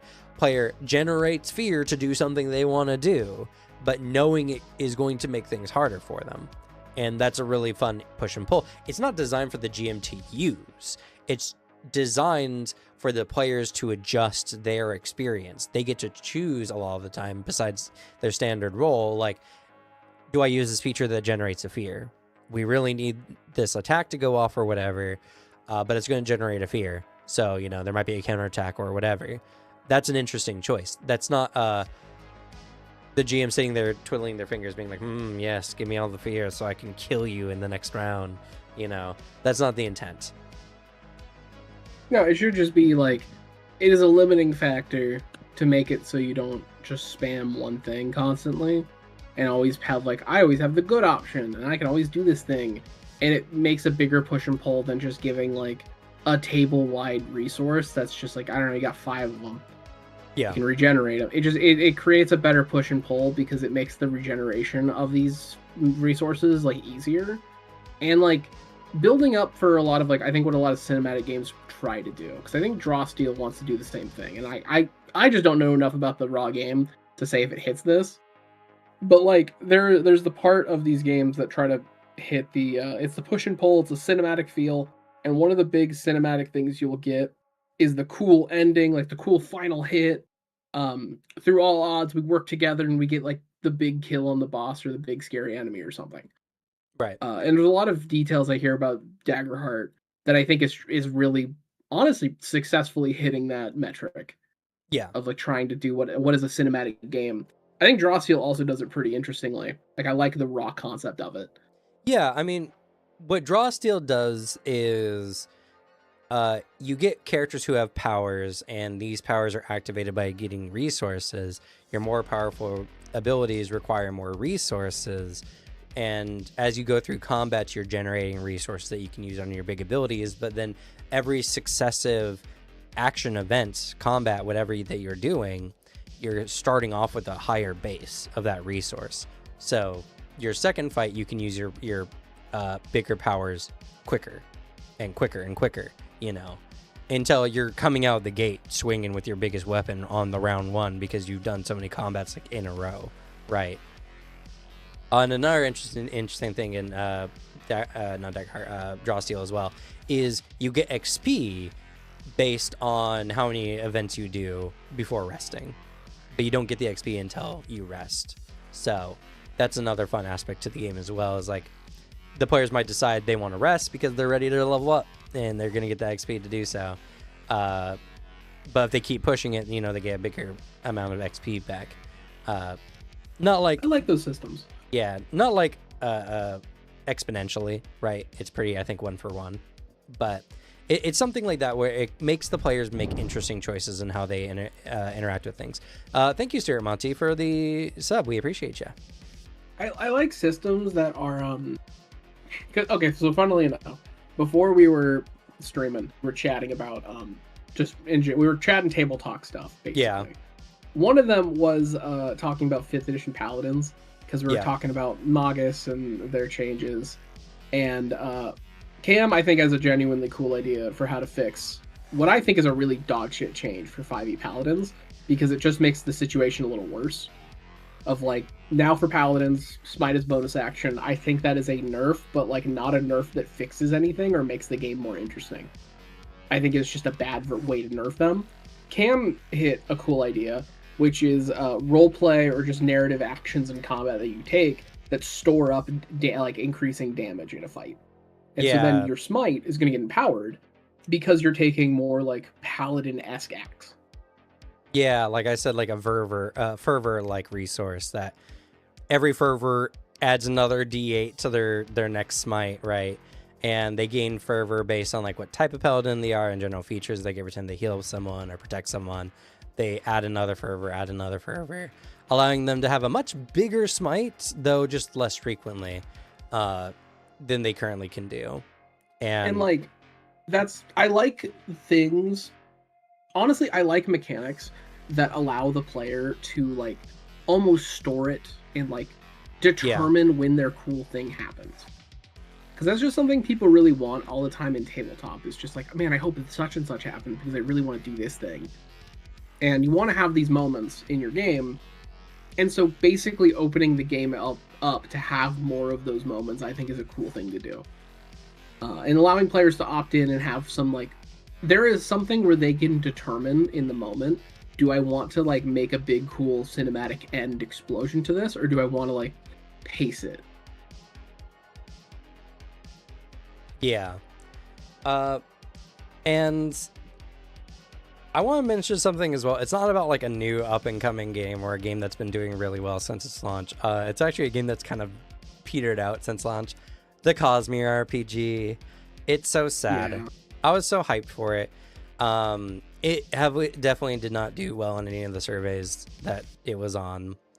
I'm still excited for the Mistborn game to come out, and I think the Mistborn game will be a really good shift for them, hopefully, because at the very least they have a lot of medals that do interesting narrative things rather than purely like combat things, really, you know? I also just think the medals is just such a cool system. Like, I love the magic system of Mistborn a lot, and I think there's a lot of cool shit you can do with it, and I'm really excited to see finally confirmed what all the Twinborn effects are, because this is something that's been like really heavily like theory crafted, and seeing just how a lot of stuff interacts. I'm hyped for that. I think it'll be really cool. I also think it's funny, though I still will constantly say, after reading Act 2, like, Era 2 Mistborn, I think it's really funny that they're making this, like, the more social political intrigue game. Because, like, sure, is that present in the story? Yeah. But I feel like Mistborn Era 2 is way much more of, like, an action adventure. Because, like, that's just what they're doing. It's so many plots of just huge action set pieces. Honestly, a bit more common than they are in Cosmere, or, like, Stormlight. Because Stormlight has them, but it's intermixed between long portions of characters just kind of walking around and talking. I mean, I disagree on that aspect to it because the books are just way longer. Yeah, it just has more. It has more like of those moments. Because like book for book, I think there's generally more combat stuff in Stormlight. It's just unfair because Stormlight has a bigger book to work with. And like every because it's that bit of there might be, if you had to think of like action set pieces going on. I think book 5, granted, because like the literal final like chapter, like part of that book is just one big fight. Same, that's usually how it runs. But like just raw new scenes that are combats. If each book has like 3 or 4, maybe even 5, the Mistborn books, because they're shorter, are doing it more often. Feeling because it's just differently paced. I think it's just interesting. I think it is very cool that they're making a delineation like that, but I still think that with Mistborn coming out, we're gonna get some cool shit. Either way, I like the idea of playing a Mistborn game. I have to think of a character concept. I have an idea that's could be fun. I love the idea of a melee character, but that uses iron, because I like the idea of pulling somebody into your punch. Yeah. I think that sounds super sick. And then just have whatever way I can figure out to force somebody to have metal on their person that then I can like because it just can't be embedded. You can't like stab someone with a metal spear and then pull them at you because it's in them. But like, you could do some cool shit, and I'm pumped. I'm pumped to see what some of the weird metals are. Like, which is the storing luck is a really weird one. Yeah. I'm super curious how that's gonna work. Yeah. Because the emotional allomancy looks sick. If we're talking about the Cosmere game, I think the Cosmere game did some really good things. I think it's interesting. I think the plot die is interesting. The developers of the game are way more hyped about the plot die than I think anyone else is, though. And I think it's mostly just due to the fact that the plot die, while is interesting, they don't offer the most mechanics for like how do you make the plot die work, right? Like, I like the fact that when you get what's it called? What are those called? Like the crits? No, it's like the good thing on the plot die and the bad thing on the plot. It's like consequence and something else. Oh,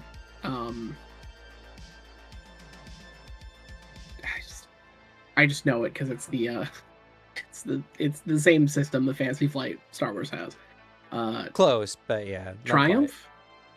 No. That's Star Wars. I don't know the name, but I know what you're talking about. I have the books.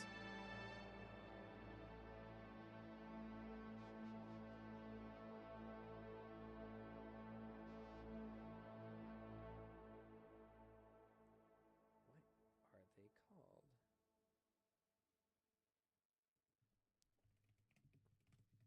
I need to know now.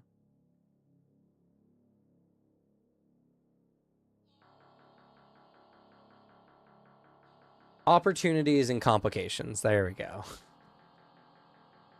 So two of the die faces have opportunities on them. Two of them have complications, but the complications add to your result. So you're likely to succeed, but have a complication and an opportunity. You know, you get an opportunity even when you fail. I think one of the features about it is the blank sides on the plot die. Though they do want you to roll the plot die like a lot. And there's a lot of classes that manipulate the plot die, so I don't think that's necessarily a problem. But there's some people who said, I don't like it because it's like, oh, I get you roll the plot die, cool. The thing I'm doing is narratively important, right? That's when the plot die is supposed to come in. And you have a result that, like, nothing happens. And that just isn't, I think, what a lot of people want. And I think people would have much preferred it just be 50-50 plot, or, you know, complication or opportunity to make something interesting happen. And they have a lot of interesting uses for this mechanic. I also like their expertise system. I like the idea of you having a specific skill set that just you auto succeed or allows you to make a check on a thing that people normally can't even roll against. I think that's really cool. I think more games need something like that in general. Also, I like how your specializations can apply to weapons and armor to unlock new tags that those items have. Like, your sword can now be used two-handed and it increases the damage die, you know, that kind of stuff. Those are all really cool mechanics. I think where the game really fell off is their goal system's really wonky. I'm not gonna lie. Their goal system just doesn't work, I feel like, as well as it could have. Especially now, seeing Legend in the Mist do the goal system just better is sad, to say the least. Because we were playing the Stonewalkers game, and I just couldn't meaningfully add the goal system in any way that would make sense for the campaign. Like, the goal system is the system that only really works if the GM is able to, like, tailor the campaign around them, which doesn't work as well when it's a written campaign. I also think just the Stonewalkers game had a lot of other issues. Like, I think it's just the story of that adventure book is just very, like, things are happening at you. Yeah. But, like, if it was a tailor-made thing, I think it works better. I also think there is a game out there that does, like, the goal progression system a little better, because it's just more free. Because there's the Age of Sigmar, like, tabletop game, which is really interesting, but its goal progression system I think is super good. because like it does the goal system, but instead it creates like 3 categories of it. To where it has the like, yeah, you have a goal, you should be achieving some part of your goal every session. It directly has like the 3 categories of goals. One of them is like mostly character defining progression. Then there's stuff that should at least take like a story arc, and then there's stuff that should be taking every session, because you should have at least like, when you're opting into the game and you're opting into a session, you are entering the session with an idea of like something for your character to do like going forward. So you have like session dependent stuff, and then that gives you like XP to like level up. I think it just does it really well because it opens it to the point where like there's way more variability and reactivity. So if you know something's coming up, you can then add a goal that makes your character much more invested in the story that's like happening right then. Yeah. Yeah, and honestly, I just thought of it too. It's really sad. I feel like the Legend of the Mists engine can run a Cosmere game just way better. Way better. Probably. Because it's just more like open. Well, yeah, and that's the problem, because the Surge is, while being very interesting, and I like Cosmere's skill tree system. I like the talent trees are really cool. I always love games that have talent trees in general. I wish their talent trees were just a little bit more robust, had more options on them, but you know, whatever. I kind of wish, like, because my issue with the game, I kind of just wish the game gave you more toys. Because it feels like once you're doing it, your character still feels super limited in like some of the things you can do. And I don't fully like the give and take, and I understand the balance of it. I don't fully like the Cosmere's give and take of either you're leveling your guy as a guy or you're leveling your powers. Yeah. I kind of wish they were a bit like at the same time, because like I want to have my character still feel somewhat defined. And it's a bit where like I understand, because it would get fucking busted with some of the powers you can grab. Because like I do think some of the normal talents that aren't met powers or have like some really cool shit you can do. Yeah. Like genuinely some of them cooler than some Surge effects. Yeah. But like I think it'd be fun if you maybe, the characters can just get a little bit stronger, but like they just have more things they can do. Because I feel like that's the benefit for doing Legend of the Mist, is because you can have those character defining aspects, but without feeling limited in how you're progressing. And like you're just kind of ignoring your story of like, oh, I was a cool soldier, and now you're not training your sword fighting anymore because you're like, well, I can fly now. Yeah, but I have powers, you know. Like Legend of the Mist, like you can have your Surge be, you know, or your Surges rather be a theme, right? And you could have your past, or one of your other, you know, like warrior as another theme and another theme, and then they progress based on, you know, like mostly weaknesses or what your character reflects on and whatever. And I think it just works better. The milestone system works better, and everything just generally works better. And I think that's a problem, because I think, and to be fair, Plot Weaver, which is the course engine for Cosmere, is going to be released next year, I believe. And I'm actually very interested in Plot Weaver as a engine, because I do think that there are different interpretations of this Cosmere game. Like the Mistborn game, I think, is actually going to be along those lines, right? Where when you're not like just, the problem is they did a D&D level up system, right? But milestone, and you level up and you're like, well, I want to level up the cool thing I can do rather than everything else. They shouldn't have done that. They should have just had something more along the lines of like even what Daggerheart does, you know, where the level ups are much faster, but you get to add certain aspects to your character sheet as you level up. That would be better. And as well, like a lot of things, I don't know, like I think the engine is good. I think doing it for the Stormlight Archives was not the best choice, because surges are so wild, and they just overly made it mechanical for a system that is not really about the mechanics at the end of the day. It's most interesting when I think everything is contextually based, right?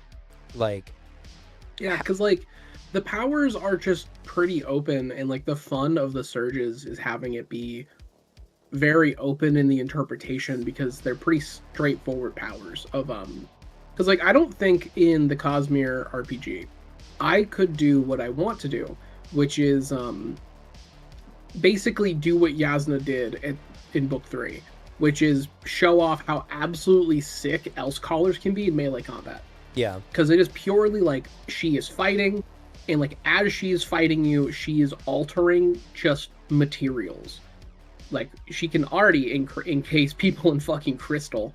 Yeah. But like, oh man, this sword's gonna get me. Let me just jut the wall out at him. It's like when you're fighting with earthbending, but it's like not your main shit.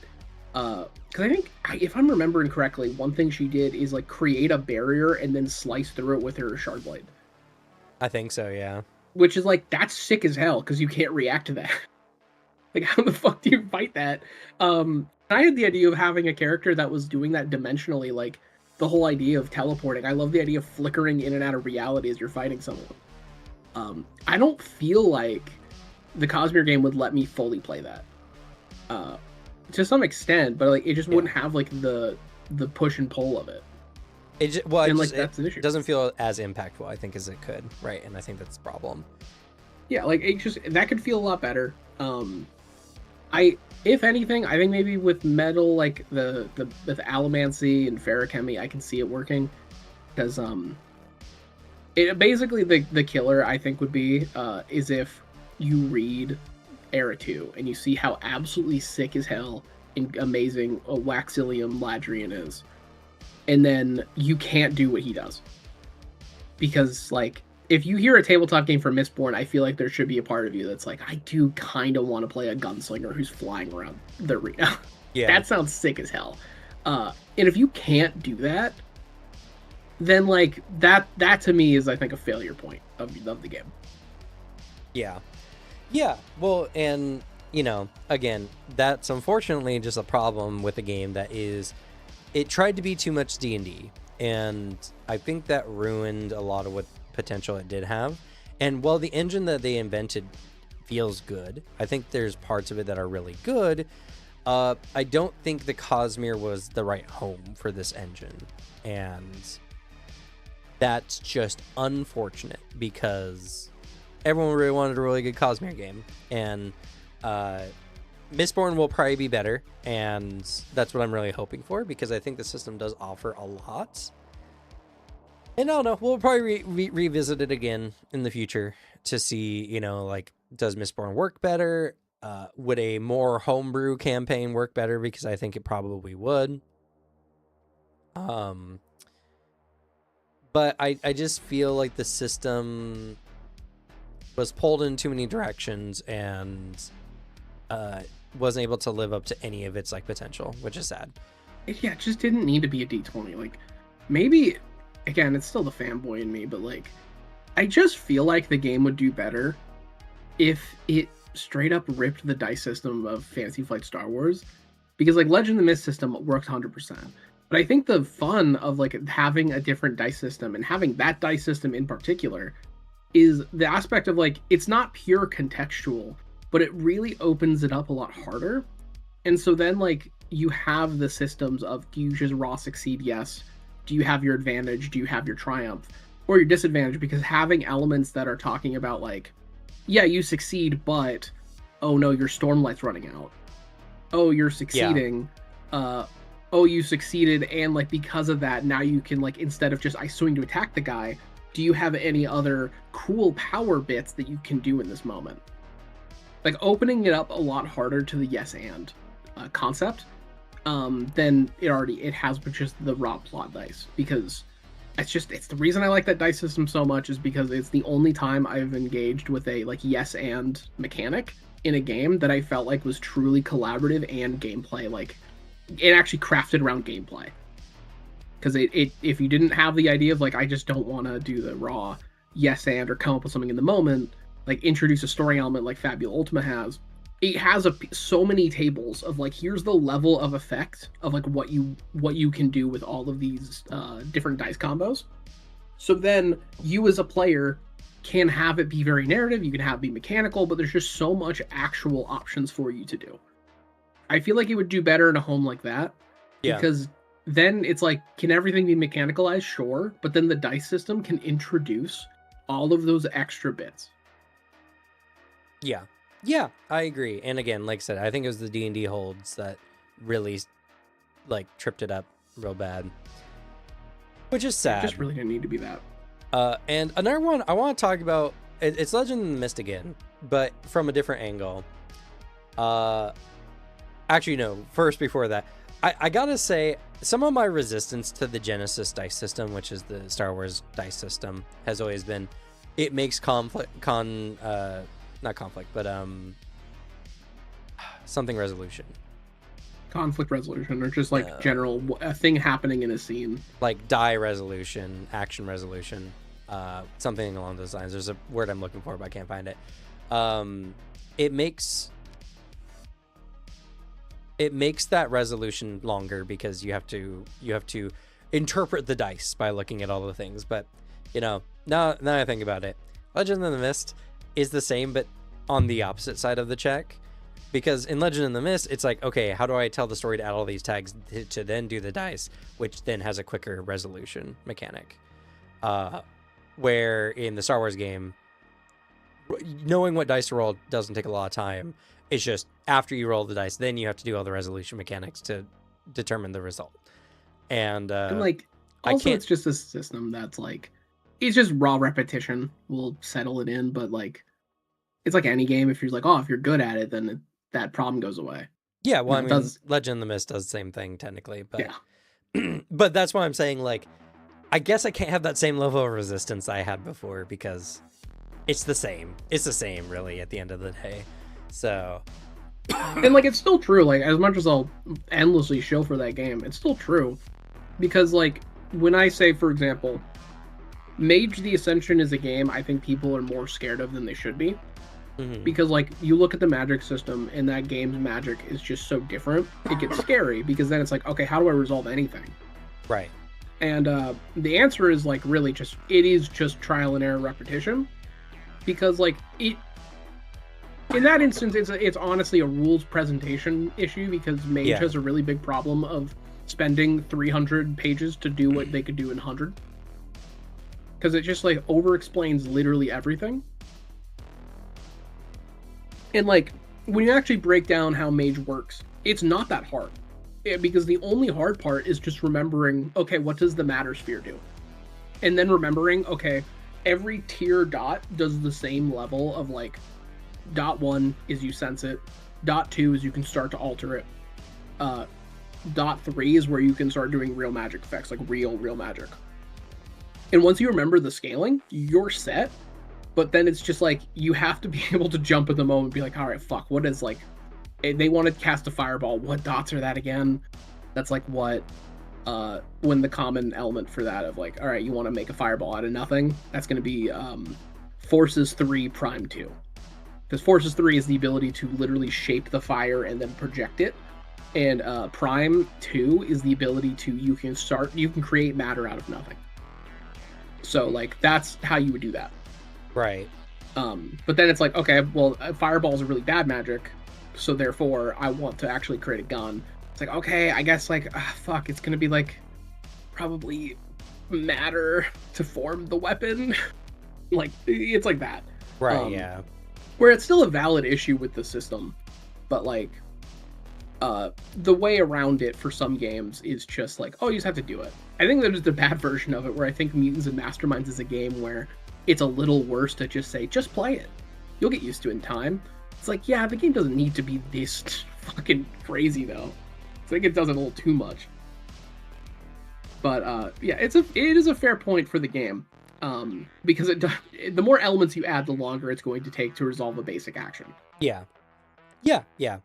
For sure. But that was just that was always my initial resistance against this system before, was just every dice check is just looking through dice, blah, blah, blah. But you're right. And again, with Legend in the Mist being my favorite system, having kind of the same problem, just on the other side of the dice check, is funny to me. So, I guess I guess we gotta try it, and we gotta, like, really give it a good go at some point.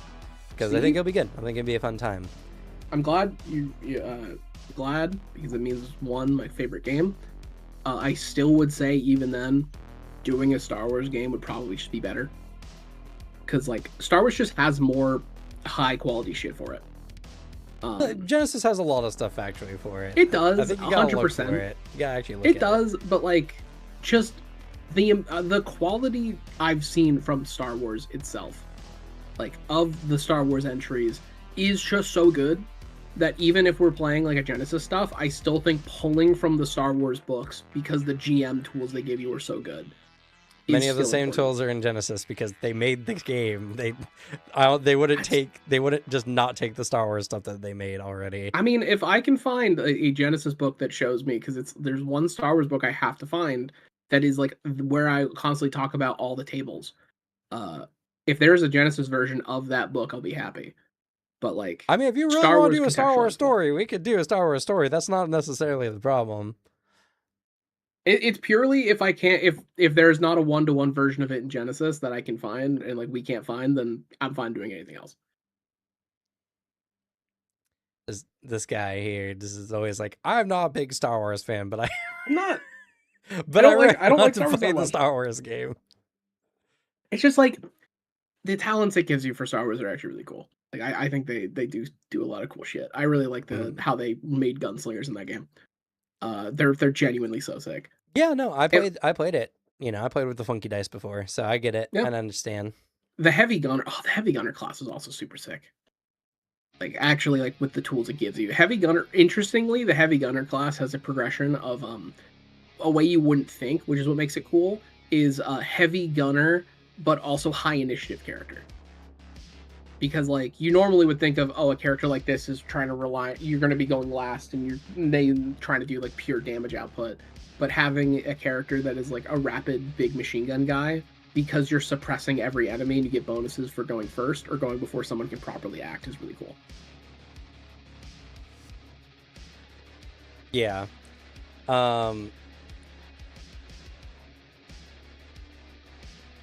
But going back to my original point, Legend in the Mist. So, Legend in the Mist, very interesting point. Because when I look up stuff on Legend in the Mist, apparently in like 2025 it won an award for like best game or best new game or something like that.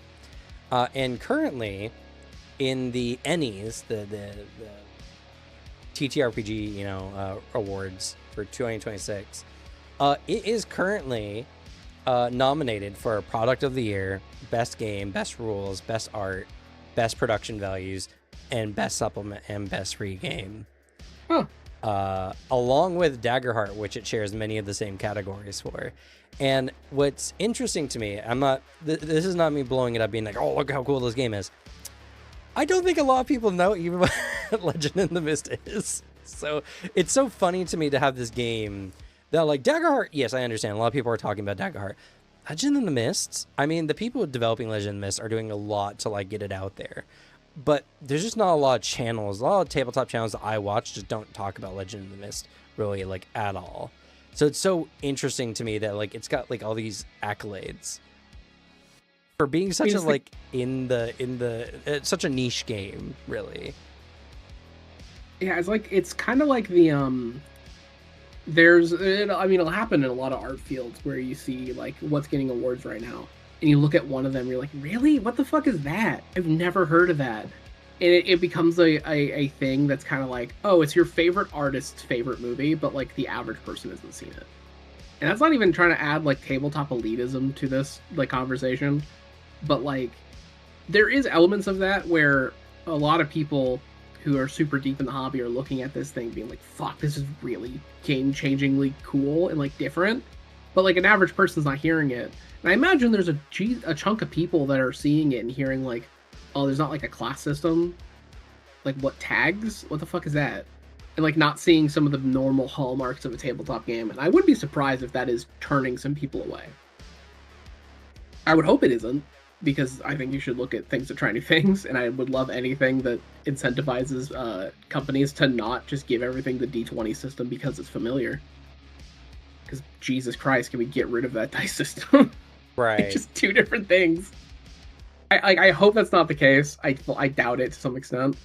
But it is just like, when some games are holding up crazy market share and you're going up against, like, we made Critical Role, or we're like Pathfinder, and then a new game comes out. It's just going to be like the word of mouth has to be really good word of mouth for it to actually start getting super popular. Yeah, it's so interesting, and for me, it's just like it's one of those weirdest things where I'm just like, I've barely heard anything about Legend of the Mist. I'm constantly tapping into the market all the time, and it just goes to show like how bad at marketing TTRPGs are in general because they just don't show up a lot. Yeah, it's like because it's which avenues of advertising can you really do, is like the thing. Because like, well, what can you afford is the better question. afford, but also like I still think do, because like if you're making a tabletop game and you want to advertise it, what are the avenues to do? And largely commercials on like YouTube. Yeah, like YouTube sponsorship bits, but like even just general like commercial advertising. Yeah, you can do general commercial stuff, but like you're not going to get a commercial on any streaming service or like TV. You're not going to get, if you do, a lot of times when I see this and I see the reflection of it, when I see a game being actually Twitter advertised, like promoted, same with Reddit or anything, oftentimes the people that are taking up most of that ad space are probably AI scam shit. Yeah. And a lot of people look really down on, because Reddit has this big culture of self-promotion is real bad. And if you self-promote, that's bad. Right. But if someone else shouts you out, it's good.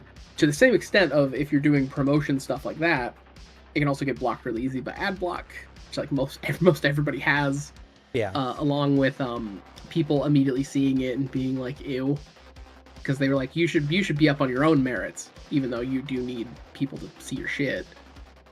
Like, there's just like not as many avenues when the way traditionally tabletop has been kind of advertised is putting it in as many locations as possible for just a person to see, build up the name recognition, and have it just kind of be like, when you think of the genre, you think of this game.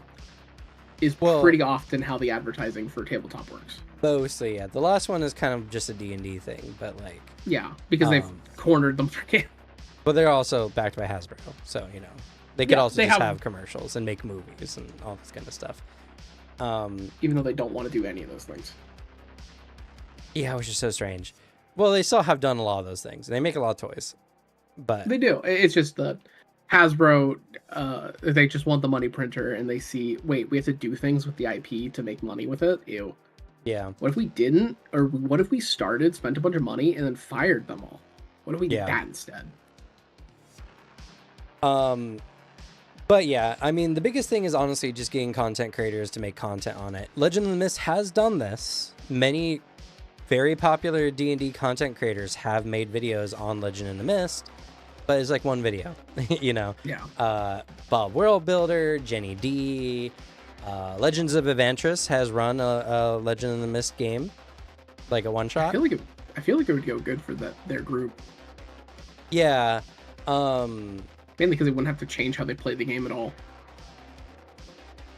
But like it's mostly just word of mouth through the content creators in the space and like them making more than one game or one video on it, which is always the hard part. I would make so many videos if I had the time because I really like the game. Yeah.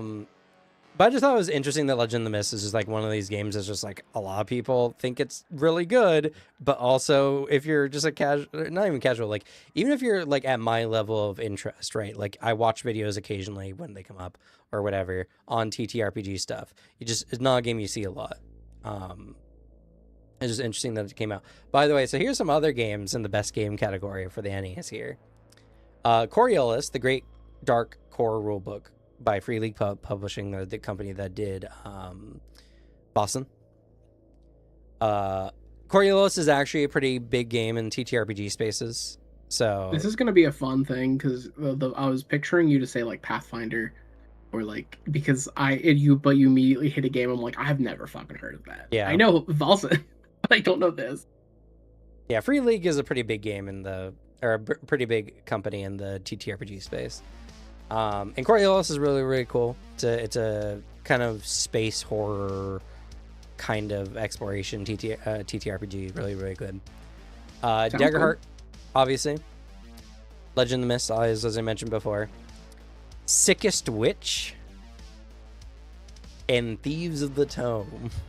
I don't know what those two are. I don't know what those two are either. And then if we look at best rules, a lot of these show up again. New one though, A Land Once Magic, Daggerheart, Legend of the Mist, Sickest Witch, and Thieves of Tome. Okay, Sickest Witch, D20. That's why it was given the award. It's a D20 system. But it's like dark fantasy. I mean, I like the raw vibe of the actual game book. Like the art of it's pretty cool. Yeah, it's interesting to me. And to be fair, the NEs are mostly about indie games.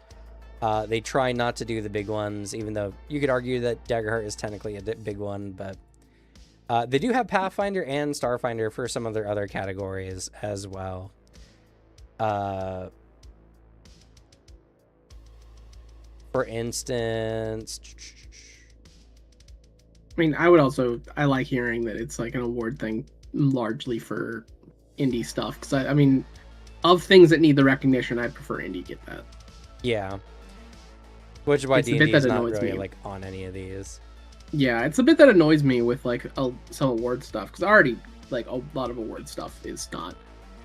It's not best to take like the Oscars or anything like with full 100% like seriousness. Just kind of see it as a celebration of the art form. But like one thing that's really annoying is Dropout keeps getting snubbed for Emmy stuff because the big thing consensus is like, well, they don't want to snub like the big game shows that have been doing this for like 30 to 40 years because like, oh yeah, there's a new player on the field and streaming that like genuinely Game Changer is one of the like coolest game shows I've ever seen.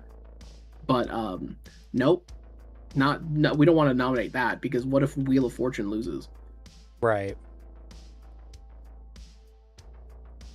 And then product of the year. So overall products that are being produced in the TTRPG field. Coriolis, the Great Dark Core Rulebook, Daggerheart, Dolmenwood Campaign Book, Legend in the Mist Core Book, Menagerie of Unbearable Things, The Bonsai Diary, The Crooked Moon Ultimate Edition by Legends of Evantris.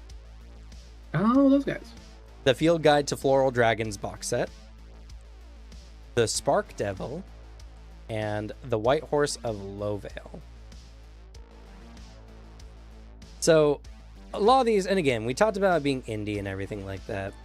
I kind of wanted to make mention of it as well, though, because we are seeing Daggerheart kind of represented in these areas, and with Daggerheart being represented in these areas, that somewhat elevates a lot of the other games in this area as well, right? Because a lot of people are liking Daggerheart, but if they hear, hey, Daggerheart's in competition with like Legend in the Mist or The Sickest Witch, you know, that's more potential to get the eyes on them for those things. True. And games like Legend in the Mist, where Legend in the Mist is one of the most nominated games in this category with 7 nominations, is really good. I don't think it's good enough to get enough people looking at it, but I kind of, what this stream is kind of mostly about is talking about why certain games I think are doing well, especially in this kind of post-Whalefall D&D world where D&D really dropped the ball really hard, so a lot of games got to kind of make their way out from underneath its shadow a little bit. And they're still not close. D&D, if you add up all the 5e players, just the 5e players together, dwarf even like Pathfinder, who's the next biggest contender, by like nearly twice as much. Daggerheart is sitting at like roughly a quarter of that, if not less.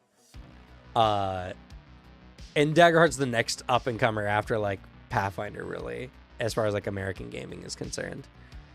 So we're still a long ways off from like the true indie scene, I think, really exploding for TTRPGs, but it's bigger than it's ever been because 2020, for instance, we weren't even talking about other TTRPGs in the same way. Like, they weren't even in the same league as these games are now, right? And there's a lot of really fun TTRPGs out there, and I feel like we're definitely being shown and having a lot of games coming out that are doing really cool things. What I always wanted is just new TTRPGs making new mechanics that we can interact with. Daggerheart does this, you know, despite being, you know, so tied to D&D in many ways. The Fear and Hope 2d12 dice system, I think, is genuinely really good, and they have a lot of really good mechanics, and how the game integrates a lot of things is really good. Draw Steel is definitely for the people who really want a D&D 4e renaissance, right? And that's what it's serving for a lot of people.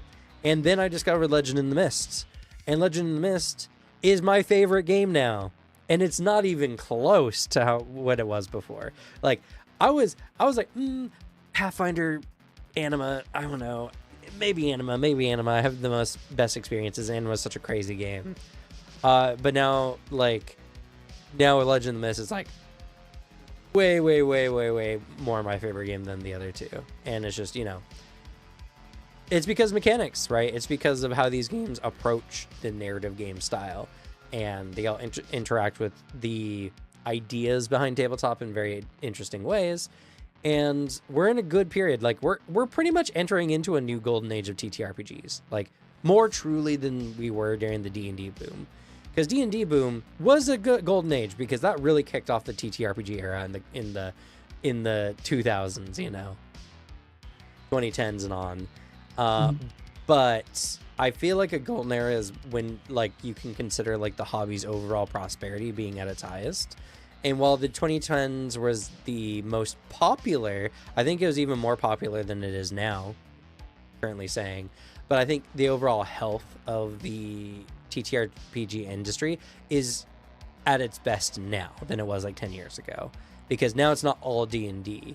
Now we got a lot of people trying a lot of other games, and the hobby is just expanding outward rather than, you know, under one pillar, under one obelisk of a game.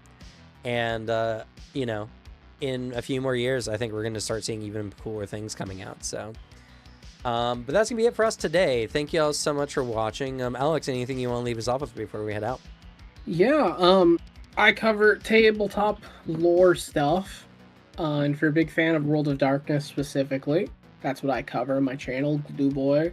Hopefully, probably in either this month or next month, I am gonna put out a video on Demon the Fallen. So if that is a game you've ever been interested in, or a game where, if I'm correct, is kind of bad.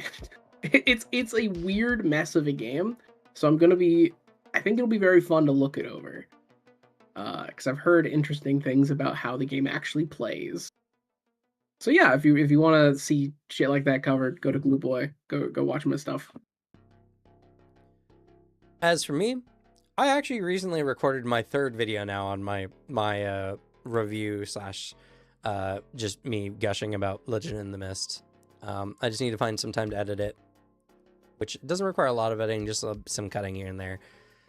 Just need time. And then Grand Blue Fantasy Endless Ragnarok came out, and I'm like, well, damn, I guess I need to play that. So, you know, but we're in a good spot, and I'm going to be getting more time to make content here. I've already started. So hopefully videos will be coming out soon, and we'll start the channel back to life, you know, with some content. And stay tuned, because Gen Con is coming up at the end of July, early August, and that's the biggest TTRPG event of the year. So we're going to have tons to talk about.